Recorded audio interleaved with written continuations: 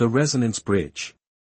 Juno Vasa's repair shop smelled like solder, synthetic coffee, and the peculiar tang of burnt circuitry, a scent she'd long ago labeled ode to professional desperation. The tiny workshop was tucked away in the least fashionable corner of Nexus Station, sandwiched between a perpetually closed noodle shop and a storage unit with dubious ownership records.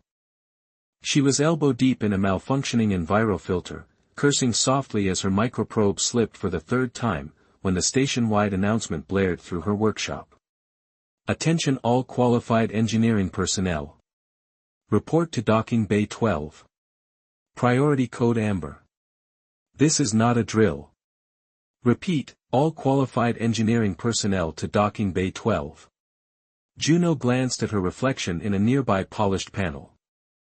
Grease-smudged face, hair tied back in a messy knot, and dark circles under her eyes that suggested she'd been awake for at least 30 hours straight. Not exactly the station's official engineering ambassador material. They can't mean me, she muttered to her shop's decrepit drone assistant, which hovered nearby with a tray of tools. There's at least 6 other techs on duty right now. The comms remained silent for a long moment before crackling back to life. Juno Voss to Docking Bay 12. Immediate response required. Juno groaned. Of course they meant me. No one else is stupid enough to respond. With a sigh, she grabbed her multi-tool belt and gave the hovering drone a gentle pat. Watch the shop, blip. Don't let anyone steal my good soldering iron. Again. The drone bobbed in acknowledgement, its single eye blinking blue. Docking Bay 12 was normally a mess of cargo containers, fuel lines, and the occasional contraband that station security pretended not to notice. Today, it was suspiciously clean. The floor gleamed under the harsh lights, and a contingent of station security stood at attention around a sleek vessel unlike anything Juno had ever seen.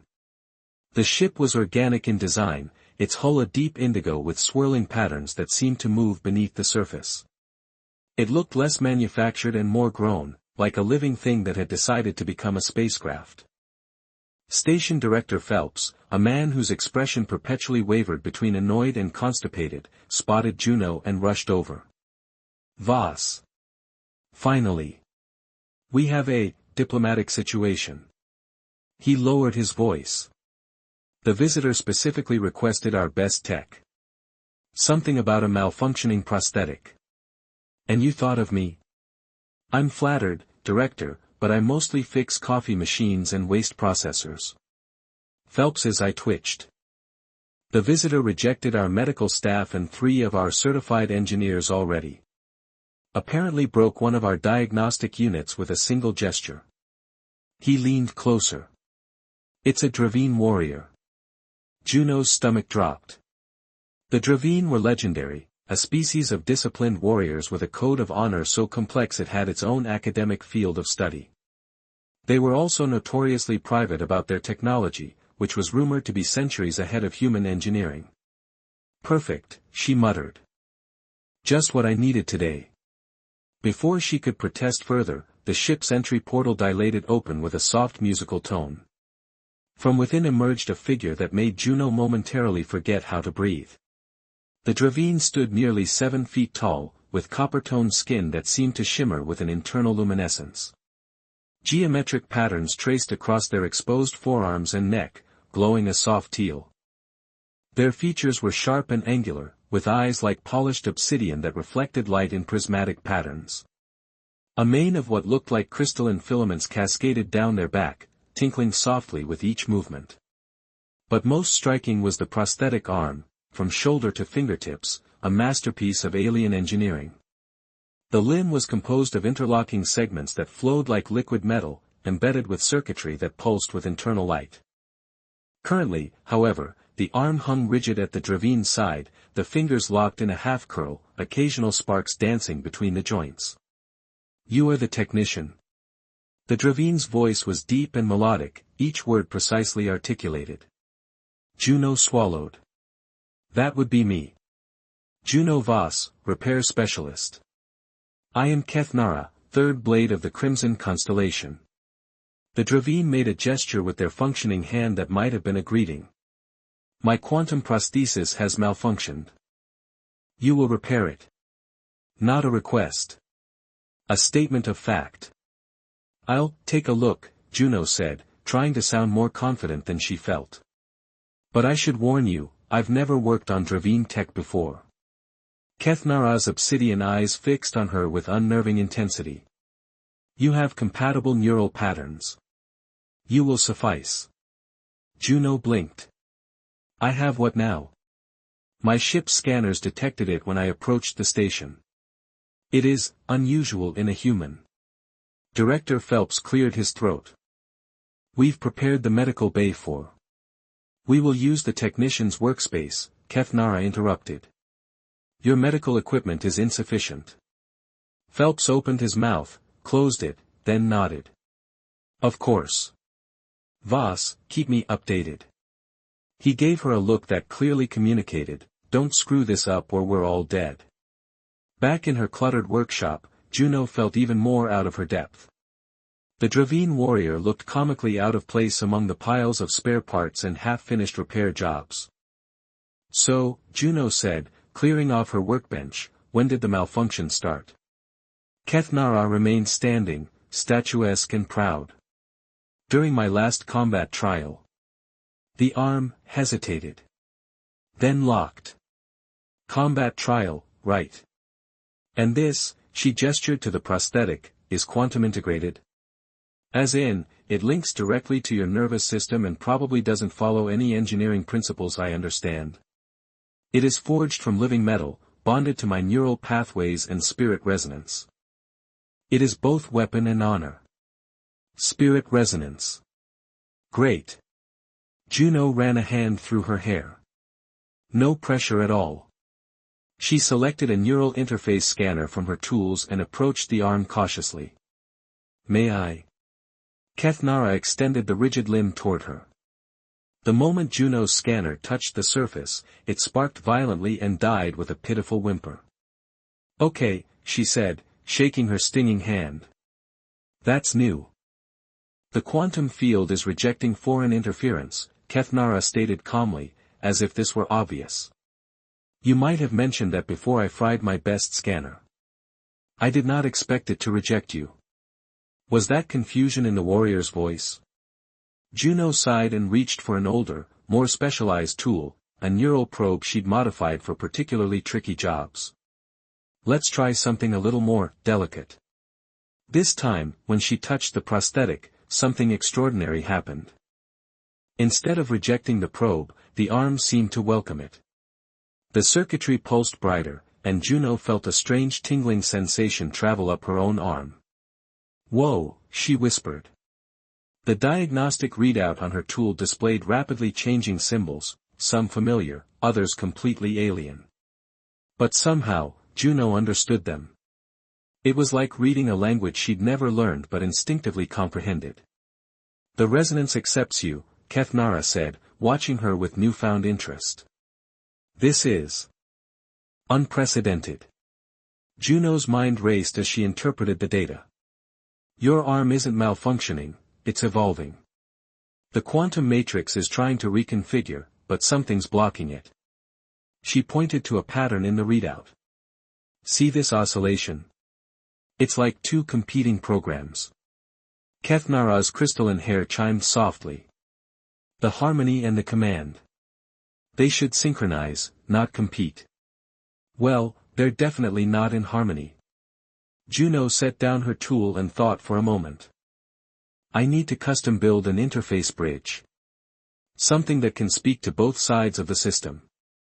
She worked quickly, pulling components from various projects around her shop. Her hands moved with unexpected certainty, assembling a device she'd never made before but somehow knew how to create. When she finished, she held up a small disc embedded with a swirling pattern of circuitry.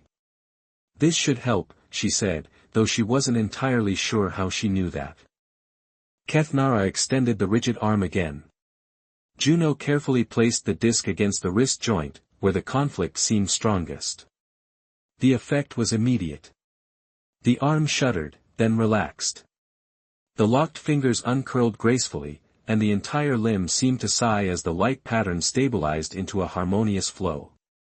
Kethnara flexed the prosthetic, watching as it moved with fluid precision.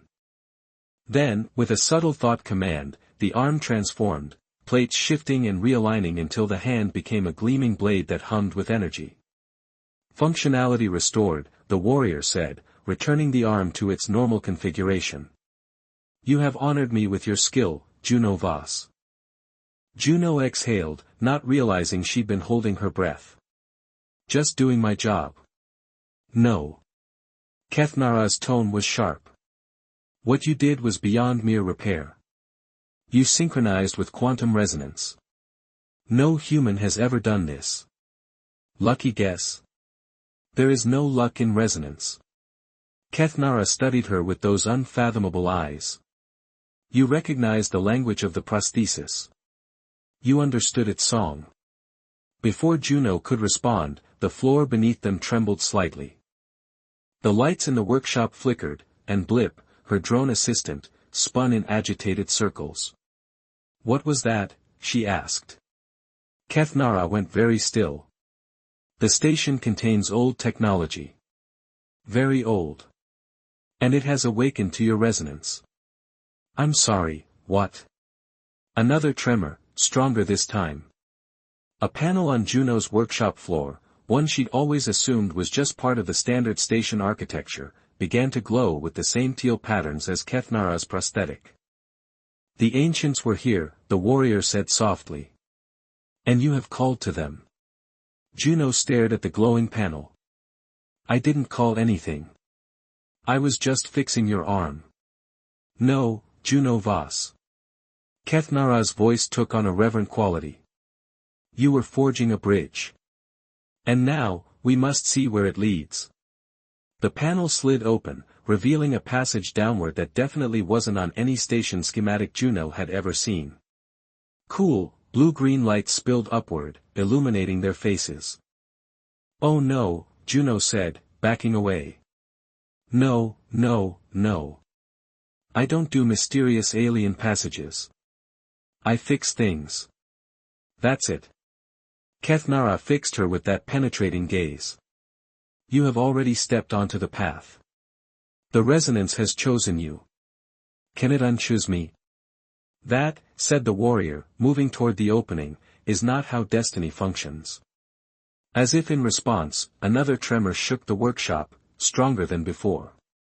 From somewhere deep in the station, alarms began to sound. Kethnara extended a hand, the newly repaired prosthetic, glowing with internal light. Come, resonance speaker. What waits below has slumbered for millennia. It will not wait much longer. Against her better judgment, Juno took the offered hand. The moment their fingers touched, the prosthetic pulsed, and suddenly she could feel it, a rhythm, a song, calling from deep beneath the station. Ancient. Powerful. Waiting. Fine, she sighed, gathering her courage. But if we die in some ancient alien trap, I'm going to be very annoyed with you. Kethnara's mouth curved in what might have been a smile. Noted.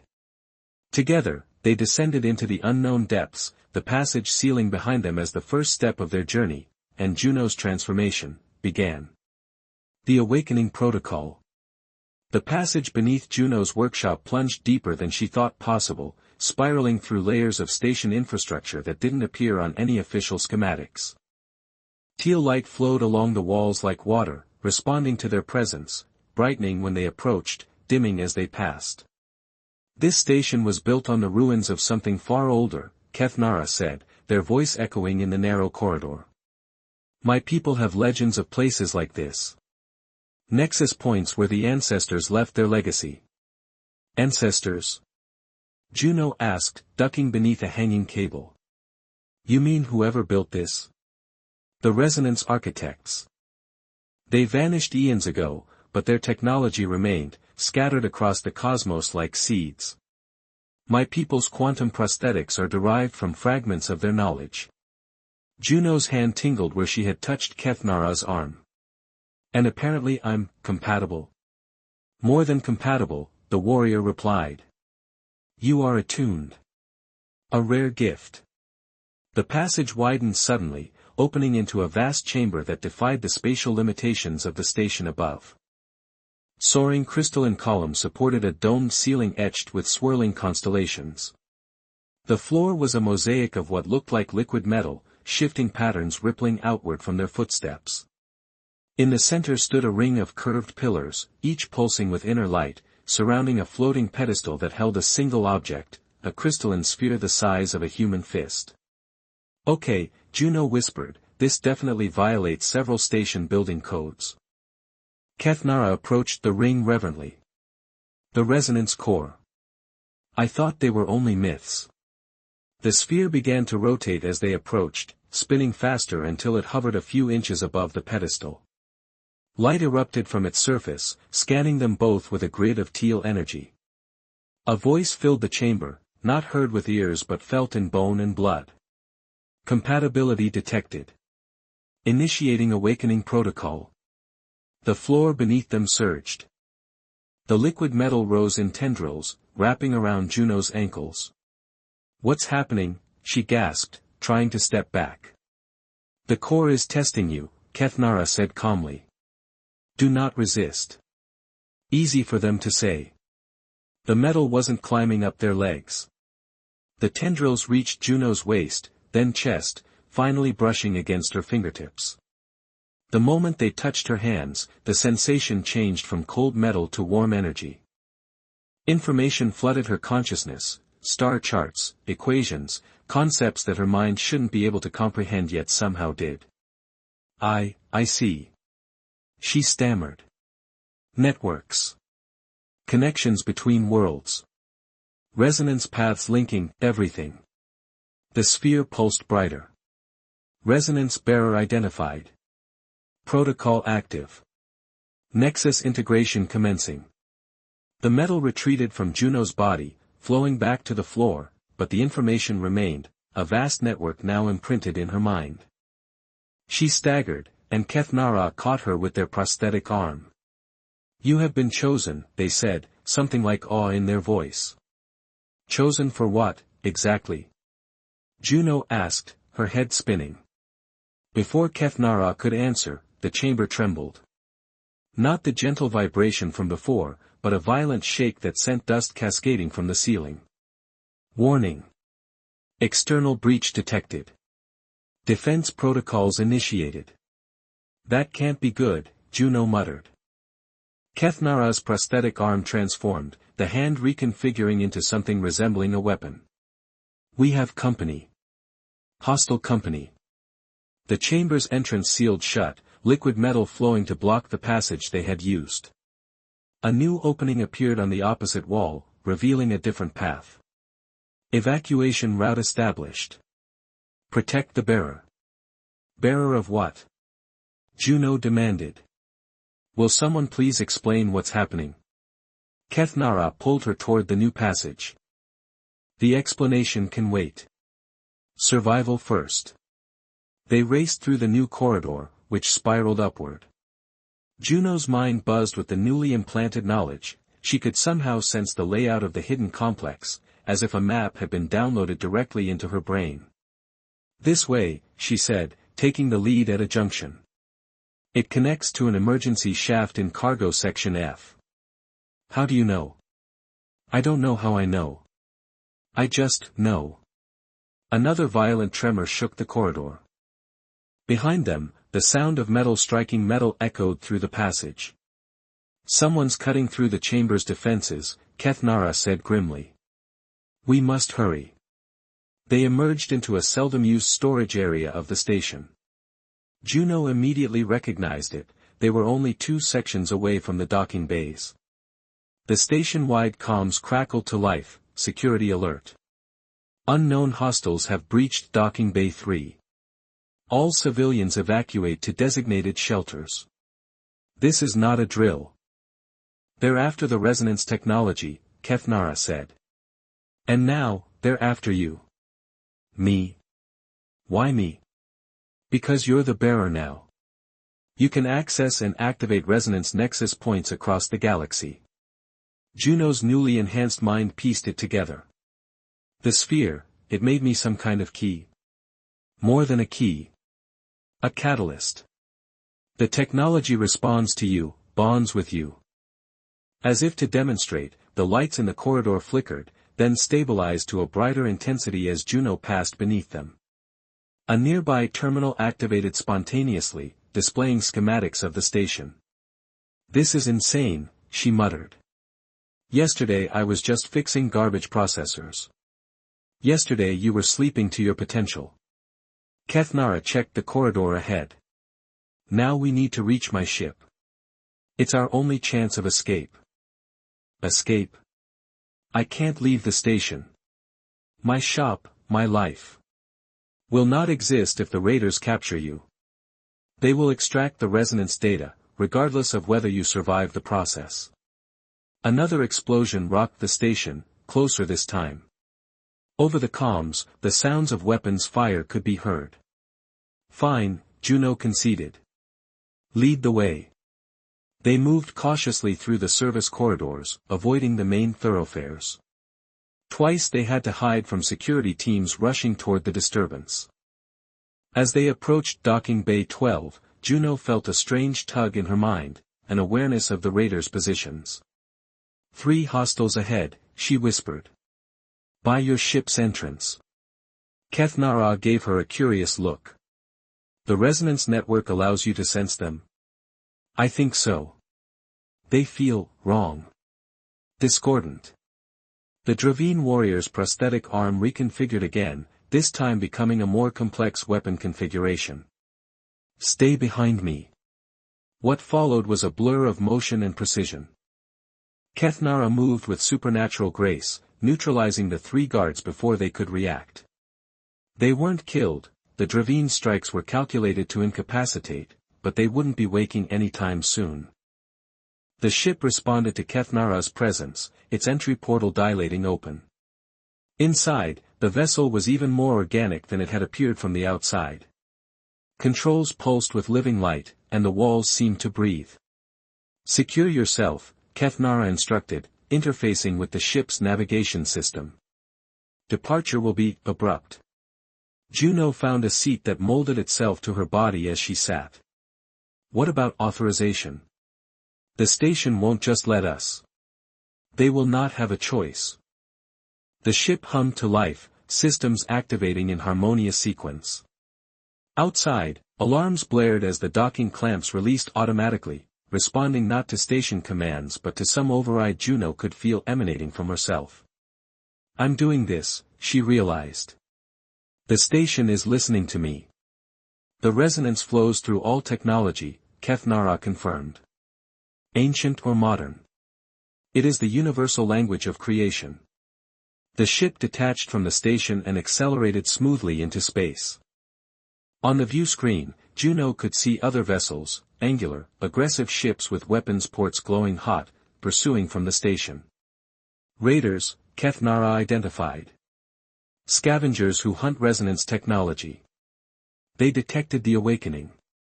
The ship's engines pulsed, and stars streaked as they jumped to faster-than-light travel.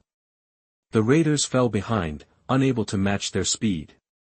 When they returned to normal space, they orbited a small, unremarkable moon far from any charted routes. Juno sat in stunned silence, trying to process everything that had happened. "So, what now?" "Now," Kethnara said, turning to face her, "you have a choice." The warrior approached and knelt before her, a gesture of profound respect from a Dravine. "The resonance has chosen you as its bearer. There are other nexus points waiting throughout the stars, dormant until you awaken them. My people have searched for someone like you for generations." "I'm not special," Juno protested. "I'm just an engineer who can't even keep her shop organized. You synchronized with quantum technology no human has ever comprehended. You activated a resonance core that has slumbered for millennia. You sensed our enemies through walls." Kethnara's obsidian eyes held hers. "You are the bridge between worlds, between past and future." Juno looked down at her hands. She could feel it now, the subtle vibration of the ship responding to her presence, the distant pulse of the stars themselves. The knowledge implanted in her mind showed worlds waiting to be rediscovered, technologies beyond imagination. If I go with you, what happens then? We follow the resonance path. We awaken what sleeps. We restore what was lost. Kethnara stood. And perhaps, we discover why the architects chose you, across all the vastness of space and time. The ship's systems pulsed, as if encouraging her decision. What about the raiders? They'll keep coming, won't they? Yes. The resonance is power beyond measure. Many would kill to possess it. Juno thought of her tiny workshop, her quiet life fixing broken things. It seemed impossibly distant now, like a dream half remembered. I never asked for this, she said softly. Few who change the universe ever do, Kethnara replied.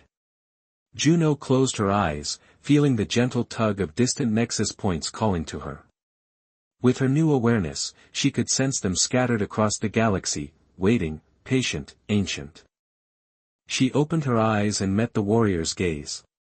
I'll need a better toolkit, she said finally. And some explanation of what this bearer business actually involves. Preferably before we activate any more ancient alien technology. Kethnara's crystalline hair chimed with what might have been laughter. Agreed. Juno looked out at the stars, each one now carrying new meaning, new possibility. So, she said, feeling the ship respond to her thoughts, already plotting potential courses, where do we begin? We begin, Kethnara said, as the navigation system illuminated a path to a distant system, with discovery. The ship's engines hummed in perfect resonance as they accelerated toward the unknown, leaving behind one life and embarking on another, one where broken things would be made whole again, where ancient wonders would awaken to a universe changed by time but not by purpose.